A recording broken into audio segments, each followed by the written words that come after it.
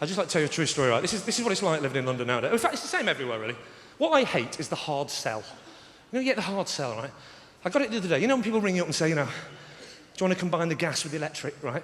And I always think, oh, that sounds dangerous, right?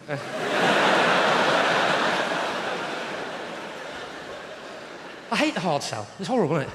This is a true story. The other day, I was lying in bed with a hangover. Yeah, it's awful, isn't it, when your cock's so big it won't stay in the bed. I'm glad I missed a stinking hangover. And I get this phone call, right? And I knew this bloke was trying to sell me something with his opening line, right? Because he said, "Hello, sir. How are you today?" I said, "No, thank you." And he genuinely got the hump and said, "No, thank you, what?" I said, "Sorry, no, thank you, please." He said, "I'm phoning from EDF." I said, "I'm not interested." He said, "I haven't told you what it is yet." I said, "I know exactly why you're ringing. You're ringing to offer me a free season ticket to Wembley plus unlimited access to Dirty Brenda's all-night knocking shop with as many chocolate hobnobs as I can eat." And he said, "No, I'm not. I'm ringing to talk about your domestic fuel bills." I said, "Well, why didn't you say that in the first place? Keep talking, son." He said, "Well, sir," because he didn't get the sarcasm. He said, "How would you feel about paying less for your gas?" I said, "Honestly?" He said, "Yes."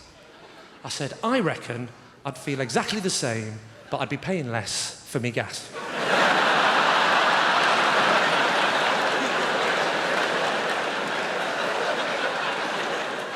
He said, "Can I ask you, who's your current supplier?" I said, "Oh, it's Big Pete. He comes round every Thursday on a moped." I said, "Oh, sorry, gas.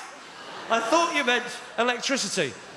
I said, "It's British Gas." He said, "Can I ask what you chose them, sir?" I said, "Well, it's a funny story. I needed some gas, and I live in Britain, and I don't know what it was, but they seem to be ticking all the right boxes." And at this point, he genuinely got the hump and said, "Do you know what? I think I'll ring someone else who'll answer my questions less sarcastically." I said, "Yeah, you can phone someone else. They'll be less sarcastic. They'll probably stay on the phone longer, but they'll still end up saying no to you anyway." I said, "Now, I don't know who's providing your current rejection, but if you were to switch to me, I would combine the rejection with the sarcasm and save you up to 15% a year on your cold calling time." And do you know what he did then? Do you know what he did? He tried to offer me nectar points. Let me tell you something about nectar points, ladies and gentlemen. I spent the last 2 years collecting nectar points. Do you know how many I've got? Enough for a tiny little jar of honey.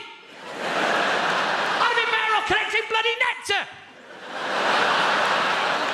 And I'm glad you laughed at that joke, because when I did it a month ago in Ireland, it got nothing. Honestly, God, I did a gig 2 nights in Ireland. First night, I did that joke about the nectar of the nectar points, got nothing. I walked off stage, and the bloke that travels around me went, I said, "Why did that joke not get a laugh? The nectar of the nectar points." He went, "Oh, I know why. They don't have nectar points in Ireland." "What are you telling me now for after the gig?" He said, "Don't worry, tomorrow night, say Tesco's points."